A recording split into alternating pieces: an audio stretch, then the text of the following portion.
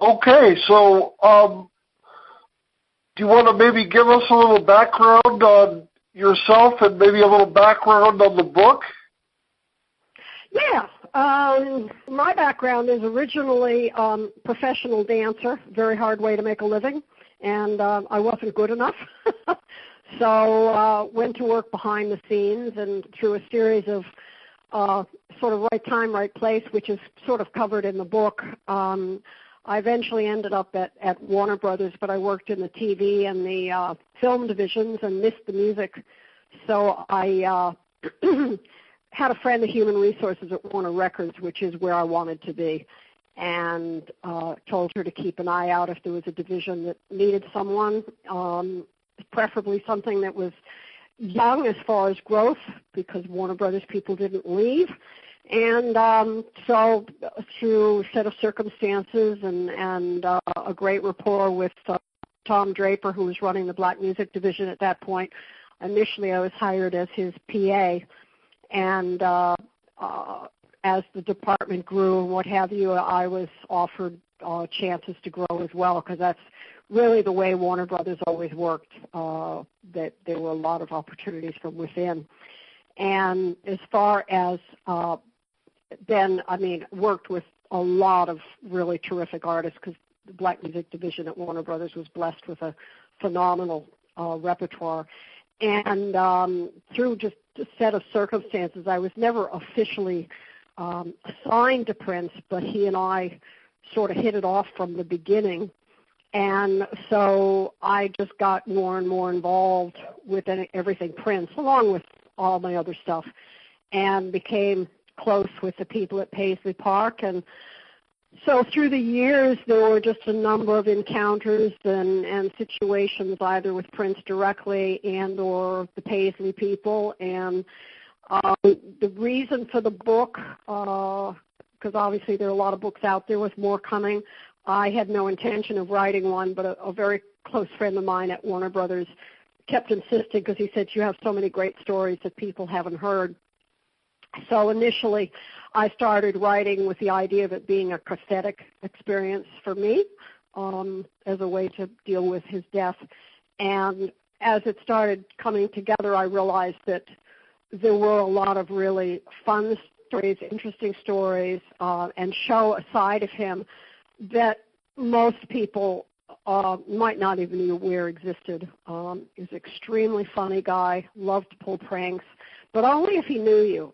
You know, in a room, I'd say about five people maximum. He was very comfortable, and the jokes would fly. And he also thought himself very funny, and which he was. And did a lot of charitable work that is only just starting to come out now, because he was very adamant that you never talk about it. And I admired that in him, because many celebrities seemingly use their charity work as a publicity device, and he wanted no one to know what it was he was doing at any given time. And that, as well as he cared about people, and certainly he had that really strong side that you hear about, but he cared about people, and some of the stories show that.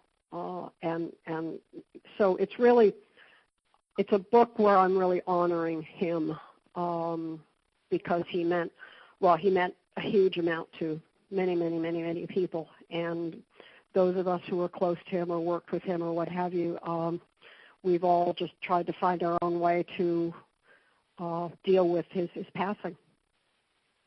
Right. And I don't know if you've had the chance to listen to the last podcast I did with Dwayne Tudall, who's doing a book on the Purple Rain era studio sessions.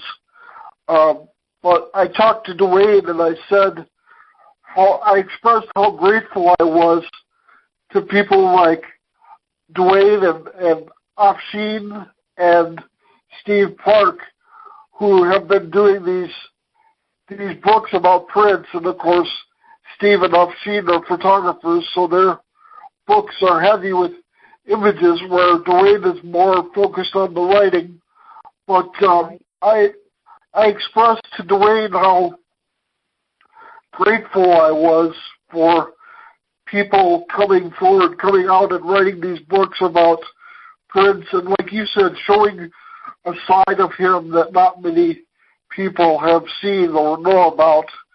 And it's very, very appreciated by myself, and I would speak for the entire fan community, if I may be so bold, to say that we all appreciate these stories coming out about Prince and about the lesser-known side of him that people may not have known about previously.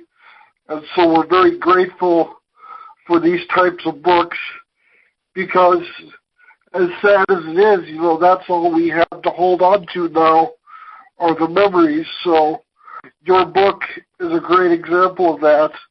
And I love how the book is constructed. You basically take, it's like the title says, moments of interacting with Prince and other Paisley people, and it's very easy to read. The book has a very good flow, and it's a very enjoyable read. I found myself laughing quite a bit at the different things I was reading, and I wasn't sure how to talk about the book without giving away some of the moments, but I'll try my best not to do that for people that are going to pick up the book. And it's going to come out in December. Is that right? December 14th? That is the plan. Now, first of all, Chris, I do appreciate what you said, because there is naturally a certain portion of people who look at the whole idea of all these books coming as people jumping on a bandwagon and trying to make money. And I can understand how they might feel that way. I have both Steve Park's book and I can't pronounce his name, and I don't want to wreck it. The other photographer, I have his book as well, and they're both brilliant. They're wonderful books, and books that any fan would be happy to own. And I'm looking forward to Dwayne's, because he attacks it from a very different way. And of course, Dwayne has been working on his book for many, many, many years. But in my case, it was only because someone really pushed me to do it. And self-publishing is certainly an interesting route. There's basically no money in it, but that's not why I'm doing it. I could have possibly found a publisher. That would have delayed it at least a year. And I wasn't, it's in many ways, Prince and I were a lot alike in many ways. One of them is the impatience when you want to get something out there, as well as when you self-publish, you have total creative control, and I know he would appreciate that. Part of that adventure is some dates are somewhat fluid. My hope and my plan is December 14th. The book proof is on its way to me right now, and fingers crossed, if there's changes, they'll be very minimal. And if that's the case, I can make the December 14th. And I guess the key thing for interested readers is that it may not be available at their local outlet on the 14th, because I'm going through Ingram Distributors, which is the biggest distributor in the world outside of Amazon, and they in fact sell to Amazon and Barnes and Noble and everywhere else. So it will get out there. It just may take a little bit of time. I will continue to do updates on my Facebook page. So anyone who goes to Moments Remembering Prince in Facebook and just like it, then I'll be doing constant updates, and as places are added. But after thinking about it a lot, I decided that this was the best way for me to go. So initially it'll be a hardback and a trade paperback, and there'll be an ebook next year. So that's the plan at this point. Okay, that sounds good. So it will eventually be available via Amazon then, hopefully. I think it will be, because I'd like to think, based on even just the early response I've gotten from, I have sent it out to some of the guys in the band and a few other people. It has been universally very, very gratifying. And so I'm sure they will. It's just, it may not be till January. I don't know quite how the system works. If I had gone through Amazon directly, which was my first wish, I would have had to price the book quite a bit higher, interestingly, because their costs are higher. The problem I've run into is that, as you would have noted, there are many, many pictures, and they're basically all in color. So when you do color printing, it makes a big difference on cost. But I just could not put those photographs in black and white. It just, wouldn't work, and I think you would agree, having seen the book. Oh, yes. Yes, I would agree. The photos in the book are very, very nice. Yeah. Yes, and I would agree that black and white wouldn't quite do them justice, definitely. No.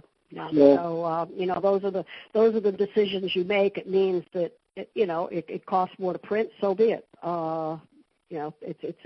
It's ending up with something that I'm proud of, that puts across what my memories are, and hopefully people will enjoy that. Right. And the memory that struck me the most, this will probably be the only one that I'll discuss, because, like I said, I want to keep it fresh for people who are going to be picking up the book for the first time and reading it after December. The memory that stuck out to me was the letter that he wrote for the Make-A-Wish patient. That was a tremendous, tremendous story. Can you give some background on that? I think you said you initially wanted to approach Prince to maybe autograph a picture for the girl. Yeah. Well, what happened was, inevitably, with any major artist, they're inundated with requests. And most requests for Prince would have gone directly to Minneapolis. I fielded a few here and there. And just about in all cases, I would say sorry, but, because I just knew that they weren't going to be appropriate for him. I got a request from Make-A-Wish Foundation. There was this young lady. She was probably 13 or 14, and she was in hospital, and she was, didn't have too long to live. She was an avid Prince fan. And they played Prince music for her in her room 24/7. And she mostly was sort of in and out of a coma her eyes weren't open, whatever. So the request came in that they wanted Prince to visit her in hospital. And I knew that wouldn't work for several reasons. And so I went back to them and I said, look, he's on tour. It's just not going to work timing-wise, et cetera. But if I could get him to, sign an autograph, because he didn't sign autographs very often, would that be okay? And they said, oh, that'd be wonderful, blah, blah, blah. And I said, okay. I said, the one caveat is that you can't talk about it. You can't use it as a, promotional thing or what have you, because he's very private about these things. Fine, no problem.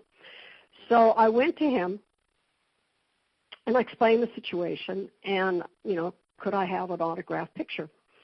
Leave it with me. So a couple, 3 days, I get a large sealed personal and confidential envelope at work in Burbank, and inside is this very thick envelope, and it's not sealed. And so at this point, I don't even know what it is. And I open it up, and it's got to be 5 pages, 4, 5, 6 pages of a handwritten note from Prince to this girl. And basically, I understand you're not too well, and I wish I could come visit, but I'm on tour, and I think, I'm so happy you love my music. And, he went on and on and on. And I was shocked because, it took him a lot of time to sit down and handwrite this. So I made arrangements to get the letter to the Make-A-Wish people. And I got a call a few days later that it had been delivered, and the mother read it to the girl. And what happened, apparently, was that the girl, tears started streaming out of her eyes. She opened her eyes, which she hadn't done in who knows how long. And she died about an hour later with a smile on her face. Now, What more could you ever ask for? It was to some might seem a small gesture, but knowing how busy he is and what have you, it was a major gesture, and obviously to this girl, it allowed her to let go peacefully. Right. And when I read that memory that you had shared, I got quite emotional. I nearly teared up, and I try to be strong these days, but a memory like that and a gesture like that is something really incredible, and it really lets you know what kind of person Prince really was deep down. And it's moments like that one, and really all the others are great too. I mean, there's some great funny comedic moments in the book as well, but I definitely wanted to call attention to the more heartfelt, really human element of Prince that not a lot of us got to see, in his lifetime. And like you say, all these details are just now coming out about his philanthropic efforts. Yeah. And it's just great to see what a tremendous human being Prince was as well. Yeah, there's been a lot written about him and through the years. And I think, when a person doesn't talk about the things that they do, people make assumptions that aren't correct. I mean, I look at what he did for Missy Copeland, and I mean, you could go down the list of artists who, he quietly funded or almost funded that documentary on Missy. I mean, so whenever he sees something or whenever he saw something that resonated with him, he did something about it. Right. And you have to really respect that. I mean, I didn't ever speak of this particular incident until I think there was only one, maybe two people in my life that knew about that incident, because I honored my relationship with him, and the fact that one of the reasons we got on was that he knew he could trust me. And because I could have, I mean, it's a great story, and like, oh, you won't believe what he did, and da da da, and so other people are coming forward now too about how he's helped underprivileged schools, and the list just goes on, and we will continue to find out things. So and those are the things I think it's important people know about. Right. Very important. And I understand you got to see him in concert in Australia in 2003? That's correct. That's correct. He was down here. He was actually testing out a tour. Well, testing. I mean, just sort of bringing it down here first before he did the U.S. and what have you. So he actually did Brisbane, which is the area I live in. That was his opening. So I had gotten a call a week or two before that, did I want to go? I'm like, duh, let me think about it, 2 seconds, okay. And I was given 4 tickets, so it was lovely because I was able to bring along 3 friends, local people who had never seen him in a show before. So they were absolutely stunned at how great the show was. So yeah, and I spoke to him very briefly the next morning, and I won't give that away because that was just another one of those funny little Prince moments that only Prince can do. Right. He wasn't a man of a lot of words, let's put it that way.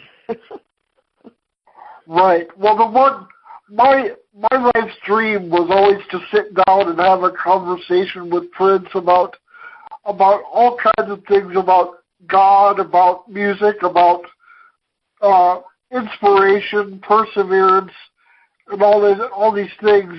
And the more I think about it, the more I think that the actual interaction that we did have which was a brief, silent interaction and an exchange of smiles, was more fitting than anything else that could have happened.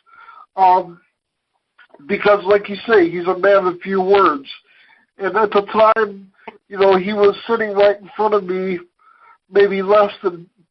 standing right in front of me, maybe less than 2 feet away, offering me an instrument to play. And I was just thinking to myself, wow, I have cerebral palsy and my hands don't work the best, so what if I look like an idiot trying to play this thing in front of Prince?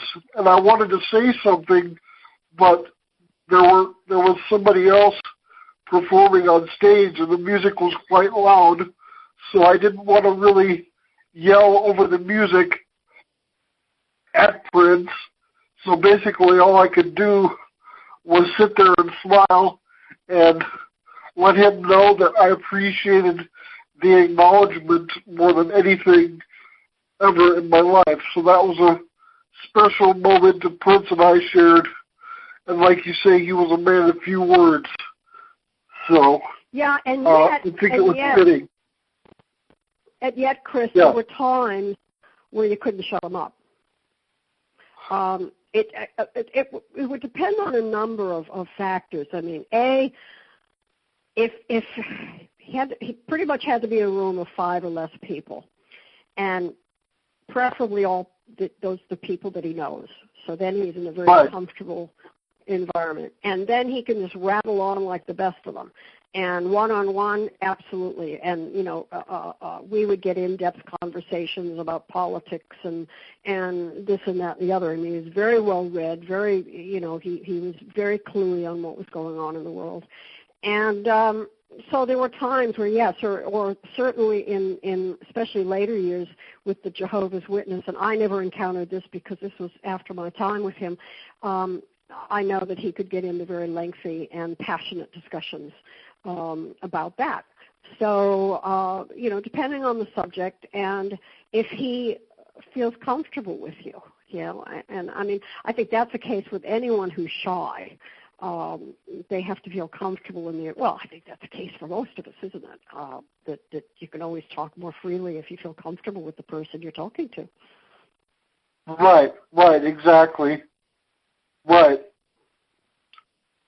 So nowadays you're in Australia. You've been in Australia since 2001?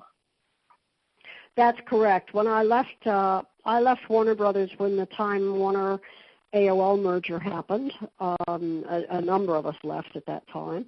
And I had the opportunity to stay in LA. I had some offers from management companies and what have you, but I was burned out. It was a point at which the music industry was changing dramatically because it was really, going to the whole streaming, internet thing. And I decided I had the opportunity because I had some friends here to come, and I didn't know if I would stay or what have you. And I sort of made a new life. I do graphic design and photography, which I've always been into. It's allowed me more time to do that. So yeah, it's definitely a lifestyle change, but something that I think I just sort of needed to do. Yeah, Australia is really such a beautiful place. I mean, I've never been. It's difficult for me to travel, being in a wheelchair and all the extra equipment I need just to do daily things that most people take for granted. But I have a lot of friends in Australia, and beautiful place, and a lot of them are musicians. And I know there's quite a fan base for Prince in Australia as well. Yes. There's a podcast that I follow that actually inspired my own podcast called the Peach and Black Podcast, and those guys that do that are from Australia, and I know they're super hardcore fans, so it's nice to see that Prince's influence still stretches far and wide all over the world, even to a place as beautiful as Australia. Well, it's I mean, his fan base is definitely worldwide. No doubt about that. Yeah, that's for sure. Yep. Let's see, what else could we talk about? Well, I mean, we could talk I guess, you know, some of the tours and all that sort of thing. I mean, you know, I had the opportunity to go out. You started, was it on the Prince tour in '79, or was it after that? Was it Purple Rain? Well, I started working with Prince really. I mean, I met him when we signed him.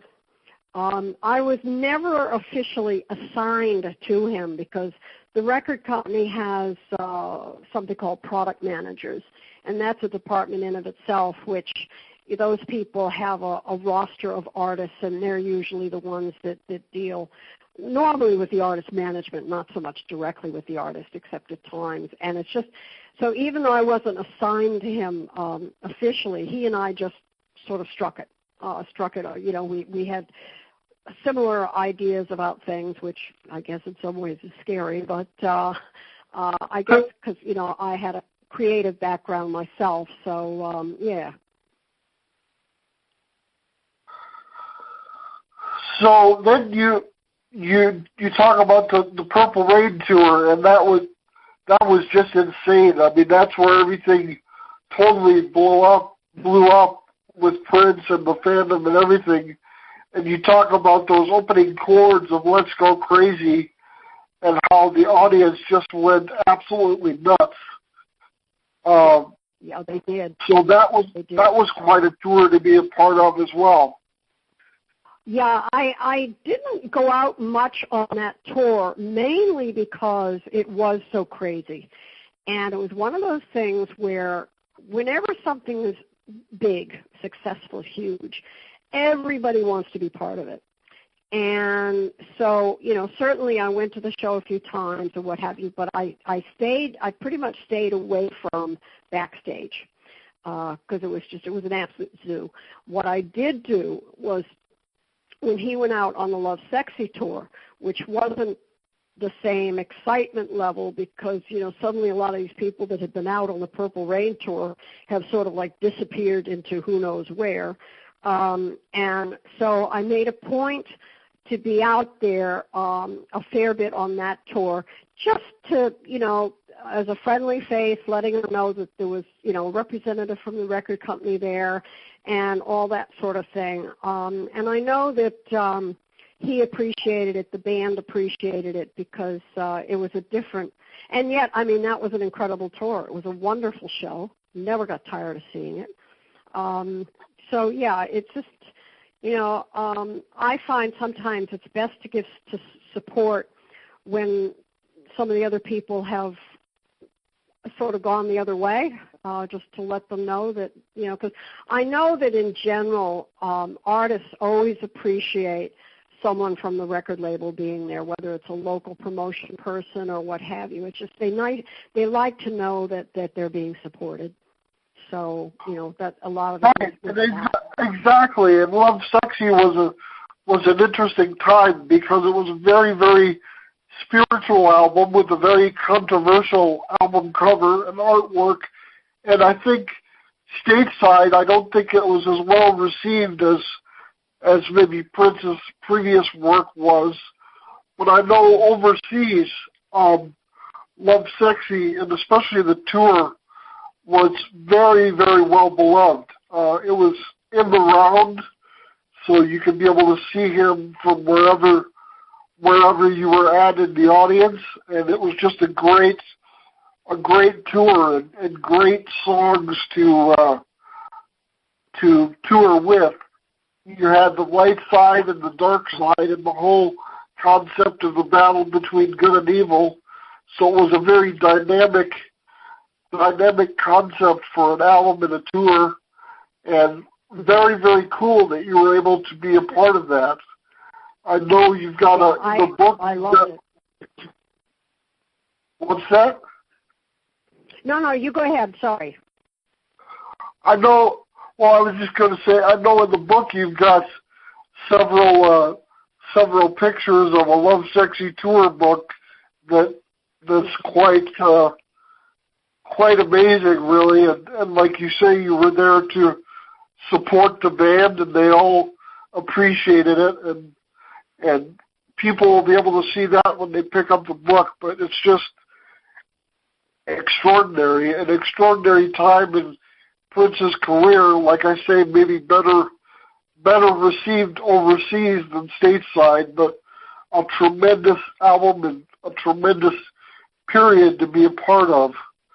And in the book, there are all these moments that I read about, and I think you were there for a lot of the key albums and the key eras, especially the Warner Brothers eras.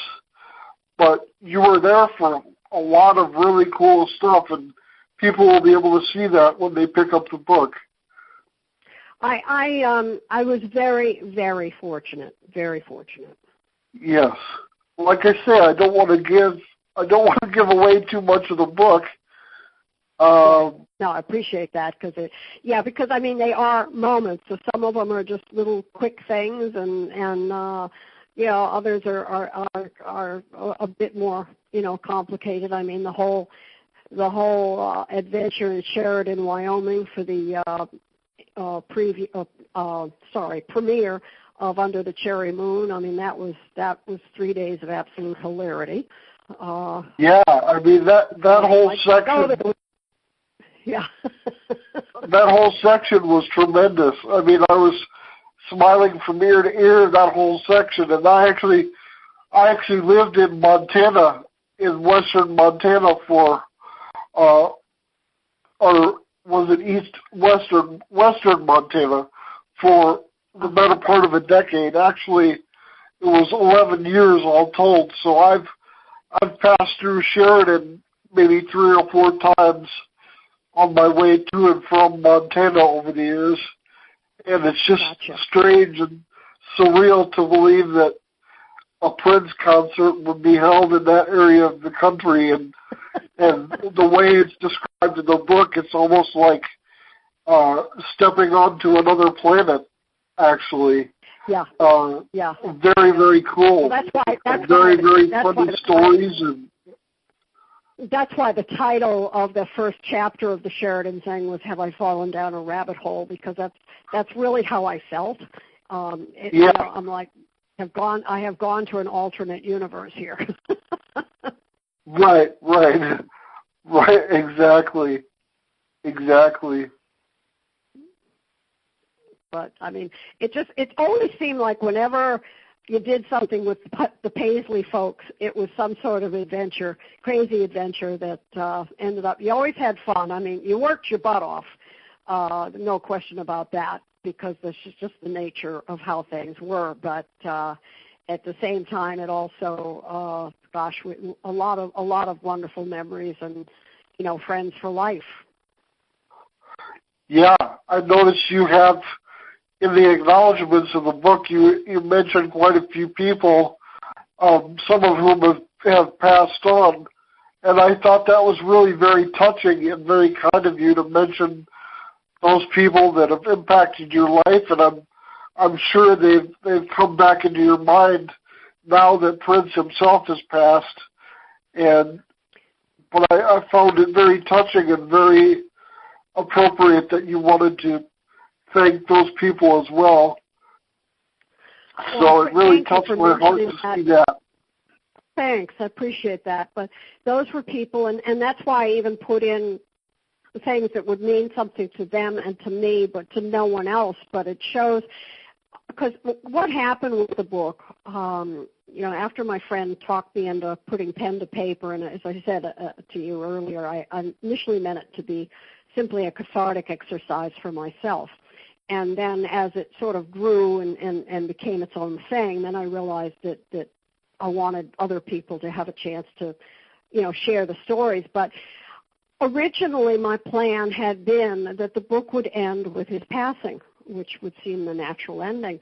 But then I realized that there was a whole other reason to be doing the book, and that's what created the final chapter, which is Moments Remembering Friends, because the book is Moments Remembering Prince. But you start to realize, as I was reflecting back, and everyone would have those experiences of reflecting back to certain things with people, that we lose touch. We lose, life gets in the way.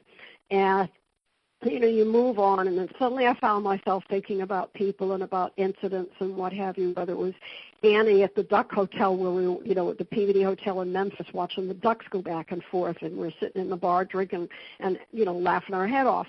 Those moments that stay with you, and how important it is to, whenever possible, reconnect with those people. And the one thing that his passing did do, the one good thing, was that it reconnected a lot of us within the Paisley family, because we all had a need to talk to one another, just as a way to try to process what had happened.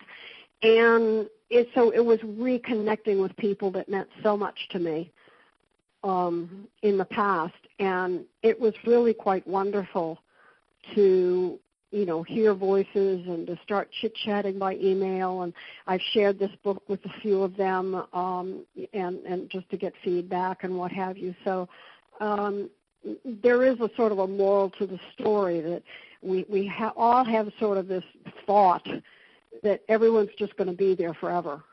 And I'll bring them next week, or you get together with them next year or what have you, and then suddenly they're gone. So there's a lot of, that all sort of came to me as I was getting towards the end of the book, and that's when I realized I needed to add that last chapter and make some of those comments, because those people really impacted my life tremendously. Right. It's interesting. It's interesting to think about. Like I mentioned to Dwayne when we did our podcast, it's so strange how such an independent person can bring together so many people underneath, the umbrella of Paisley people, and not only the fans, but as you've proven with this book, his employees as well. And it really does feel like a sort of family, a family unit. And it's amazing to me how a person that was so independent and so individual could bring together all these people from all kinds of different backgrounds and walks of life. And it's just amazing to think about. And it really is, like I say, it really is a family. So reading that last chapter, I was reminded of that. And I really appreciate it. It's an interesting thing because I really appreciate that about Prince. We meaning, and I'm kind of like an extended Paisley family. I mean, I never worked for him, but they've allowed me to be on. They have a closed Facebook page where they all stay in contact, and I'm on that page and what have you. But we've often spoken different ones of the one-on-one where we said, isn't it an interesting thing, the people that he has brought together, and this unit of people, all very diverse, all talented in their own rights. So it is, maybe he was the perfect bandmaster on many levels. The conductor, if you will, and certainly. And the PRN people have remained very close. They had a reunion a few months after he passed, just in Minneapolis as a way to again to process it. And they have actually, I don't know if you've heard about the PRN Foundation, but they actually are continuing a lot of his work, which is tremendous. But what is that? That speaks volumes that speaks volumes, because we're just talking individual people. It's not like, a Warner Brothers, which will continue the work of whatever because it's a big company and it's easy to do. But these are all, individual folks that work together or toured together, whatever the circumstances are, and they continue to do good work. A lot to be said for that. Yes, it's very, very important work, and it's very, like you say, it's a testament to the kind of person and the kind of band leader that Fritz was, to bring these people together and to inspire them to continue his work. It's such a great thing. Yeah. So I really appreciate that. I was actually surprised by that. And I shouldn't have been, knowing the caliber of the people, but it's a huge commitment, and they carry on. And I think that's wonderful. Right. In any event, I don't know, do you have any other questions? Or because I know it's sort of like I don't want to give away the book, but yeah. Right. I mean, the book was so good. I mean, the whole Sheridan chapter, and I'll cut this out of the podcast, but the whole Sheridan chapter, about going to the ranch, and the chairs were, had saddles on the seats. Yeah. I mean, just little details like that are really, really nice and really, really pleasant and fun to read. And did you love the purple Cadillac that came out of nowhere? Oh yes, yeah. I couldn't believe that. I mean, just a beautiful car. I couldn't believe it either. I mean, I'm like, did the guy rent it or what? I never did find out. I think I was just so stunned just by that whole episode, because the whole episode is. Our stomachs hurt from laughing. We were laughing so hard by the time, and then we're on this little putt-putt of an airplane being served 5 M&Ms each, and we're just breaking out laughing. Now, we'd already had a couple of drinks at the ranch, so we were, feeling good. And the so-called flight attendant looking at us really strange. And then, of course, so we miss our plane in Denver. And so I was like, to the bar, because there was nothing else to do. And so it's amazing we even made our connections, because we were all pretty gone by then. And, I mean, we just laughed. My stomach hurt for days after that, because that's all you could do. It would, no one could have, if you had written that, if you had made that a TV show, you'd be like, oh, come on. You've got to be joking. But it's what happened. Right. It's what happened. So, yeah, I mean, life is stranger than fiction or something like that. Right. And the part where you talk about Graceland, it got me curious too, because, of course, now as you probably know, Graceland is playing a big part in operating Paisley Park as a museum. And as far as I understand, it was Prince's wish to turn Paisley Park into a museum in his later years. But reading his reaction to the goings on at Graceland, it made me think, maybe did he change his mind? Did he really want Paisley Park to be a museum, or did he? I mean, what do you think about that? Well, I think that first of all, whatever Graceland is or isn't, and then, of course, they've got all these souvenir shops around, and that's where all the silliness happened. But the impression I get, at least at this point, and it's an area that I can't and don't really want to speak on, but I'd like to think that whatever items that they make available and what have you will be done with some thought and sensitivity. Right. But then, see, Elvis was, you can't, they're so different. They're artists, as artists, they're so different because, Elvis was always very flashy, and you could say to me, well, wait a minute, so was Prince. But it's hard to explain other than to say, in my mind, they're different as there's a term in Australia called different as chalk and cheese. So when you think about chalk and cheese, it's like so different. Yeah. So in my mind, they're different as chalk and cheese.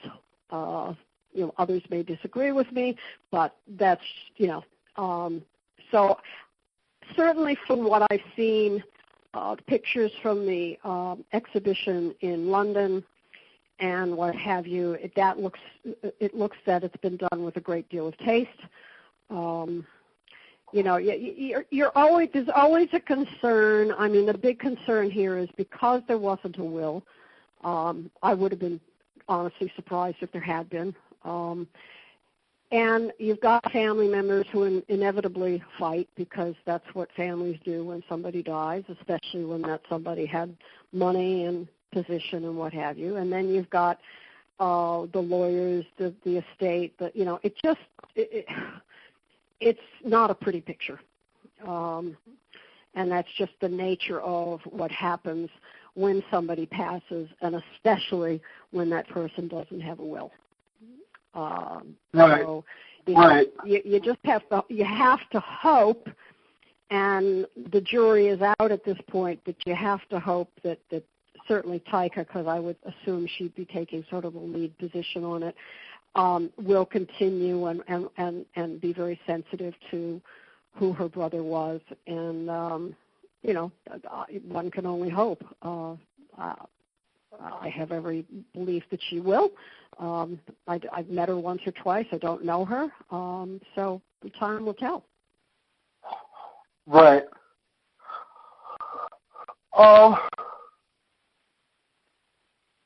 So you have a photography business now, right? Photography and graphic design?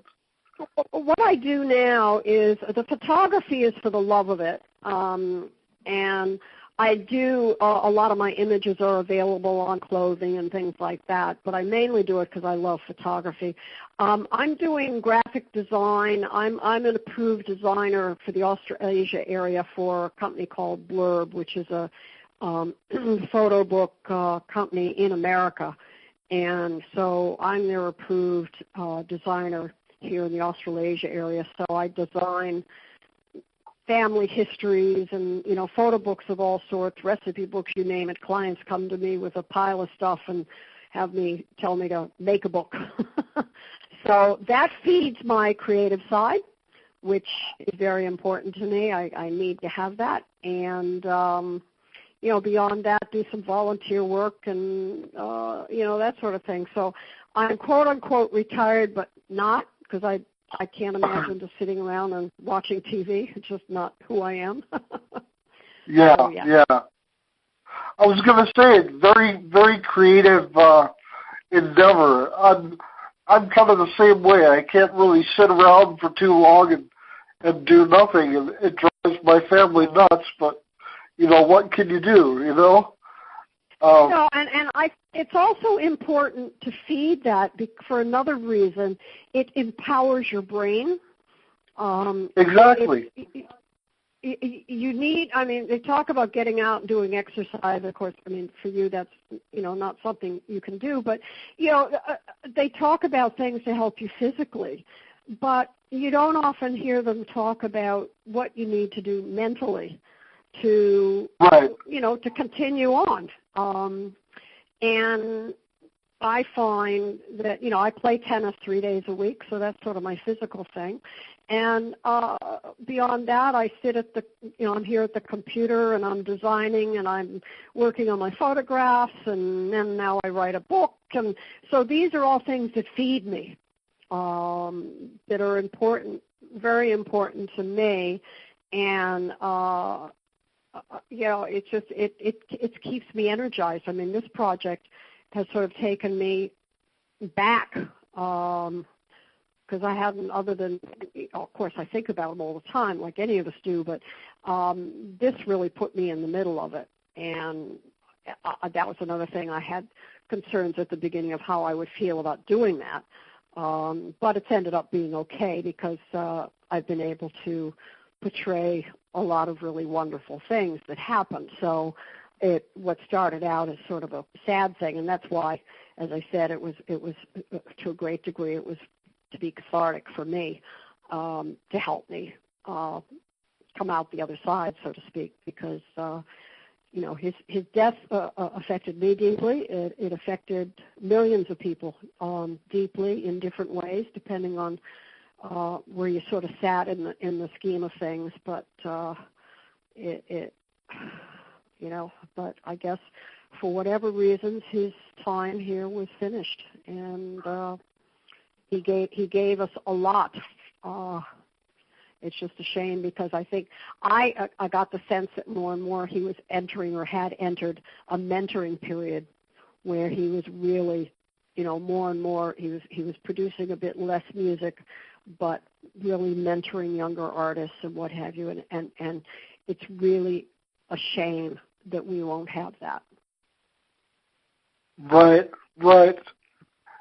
He did seem to mentor quite a few younger people and champion them and champion what they could do and sort of, give them a push to put themselves out there. And it was a really good thing. Yeah, like you say, It's a shame it wasn't able to go further, but I guess that's life. That's what life is like, It's that's one exactly big right. cycle. So. Yeah, you just none of us know what tomorrow is going to bring, and it once again underscores, as through all of our lives, it's underscored from time to time because you lose someone close to you or someone that meant something to you for whatever reason, and maybe it was way before their time, and it makes you realize that, it's the old saying, don't put off to tomorrow what you can do today, because you don't know what tomorrow is. None of us do. It's one of the reasons I'm traveling so much, because going back to the Arctic for second or third time this next year, and I'm looking at other trips as well, because my thing is nature. That's what I love, and so I'm looking at doing the Amazon and realizing that I'm getting older, and some of these trips may be ones I can't do at some point. So shut up and do them while I can. Yep. It's just, and I always tell people, they say, I don't want to spend the money. And I said, look, I understand that. We all have to be concerned about, having enough, whatever that is. I mean, nobody knows what enough is. But at the same time, don't put things off because, I'll do it next year, or I'll do it 2 years from now, because all of a sudden you're going to look up or something will happen where you can't do the trip. I mean, you're perfect. And I don't want to make an example, but, there are a lot of things you obviously cannot do that other people take for granted. Right. And so, it's all stuff that people just need to think about, and just not, really, that's with the remembering friends. I mean, we may think, well, we don't like to think about things like that, do we? I mean, it's just sort of like, well, we'll just keep on keeping on and what have you. And then all of a sudden you discover, I can't keep on keeping on. So better rethink that one. So, but anyway, I don't want to get morbid, but it really goes to living your life. Yeah. Yeah, and we know Prince lived every moment of every day of his life. He had tremendous life in him, and tremendous energy, tremendous inspiration, tremendous drive, and he's just an inspiration to all of us to like you say, do what we can with our lives while we can, and it's a very good reminder of that. As is your book, Moments, Memories of Prince, and I appreciate you talking with me. Well, thank you so much for your time. Because as I say, this is what's called street marketing, which is when I was in the business, this sort of thing wasn't available. It was all the big guys, what have you. So it's a very different approach, but it's one that I quite enjoy. because this is how you get the word out now. And, you know, my hope with the book is that, you know, if I can create a few laughs and some warm feelings towards him, and that people have learned a bit more than they knew. I do have sort of a unique perspective because of where I was working and how I interfaced with him. So, you know, all of that that was, as I say, the point of the book, to sort of put all that down on paper before it gets lost. So, in any event, yeah, yeah. Thank you for your time. I appreciate that. And you know, you're on my Facebook page anyway, right? The Moments Reemerging Prince, because that'll be continued to be updated on a regular basis of, you know, what's happening and all that sort of thing. So, you know, I'm keeping that totally up to date as I go through the printing and distribution aspect of this. Yeah, so all the listeners would need to do would be to go to Facebook and search Moments Remembering Prince and like the page and keep an eye out for updates. Yep, because I will be and that also gives the link to the website, where there's also just a fun blog of teasers. But that Facebook page will continue to be updated with who's carrying it as I learn who's carrying it, and just anything relating to the book. So it's a great way to sort of keep up with the process. But I appreciate everybody being patient too, because as I say, it's a bit different when you self-publish. And as I say, I think our friend Prince would appreciate it, because we know how into doing things independently he was. So that was no small part of my decision as well, as far as this is the way I want to do it. So anyway. All right, well, I'll leave you be, and I'm going to go ahead and get some lunch, because it's midday here on a Sunday, so I know you're a Saturday evening. So. Okay, sounds good. Well, thank you so much for your time. Sure, my pleasure. Take care, Chris. Okay. Take care. Bye-bye.